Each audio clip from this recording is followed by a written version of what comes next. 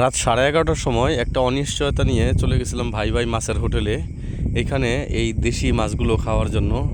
এখানে আফজাল ভাই আছেন, উনি খুব যত্ন সহকারে এই দেশি মাছগুলোর ফ্রাই করে মানুষের সামনে পরিবেশন করে।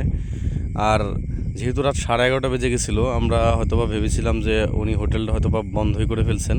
উনি আসলে শাটার বন্ধই করে ফেলেছিলেন। আমাদেরকে দেখে আবার শাটার খোলেন। মাত্র একজন কর্মচারী ছিল ওনার সাথে হেল্পার হিসেবে। আর প্রথমে আমাদের জন্য চিংড়ি ফ্রাই করেন, তারপরে উনি বাইম মাছের ফ্রাই করেন। একদম সিম্পল উনি ফ্রাই করেন মূলত। সেখানে শুধুমাত্র হলুদ, মরিচের গুঁড়া, লবণ, এই তিনটা জিনিসই থাকে। যখন ফ্রাই মোটামুটি শেষ হয়ে যায় তখন এখানে উনি পেঁয়াজ কুচি দিয়ে আর একটু বেশি ফ্রাই করেন। আর প্রত্যেকটা মাছই উনি খুব যত্ন সহকারে ফ্রাই করতেছিলেন। ওনার হাতে যশ আছে বলতে পারেন। পাবদা মাছের ফ্রাই হচ্ছে, এরপরে উনি চাদা মাছের ফ্রাই করতেছিলেন।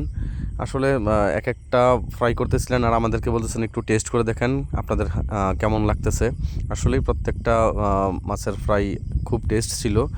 তো আমরা আসলে আনলিমিটেড যে প্যাকেজ ছিল ওনার 500 টাকা করে, সেইটা নিয়েছিলাম। রেটিং করতে গেলে ওনাকে আমি 10-এ 7 দিব।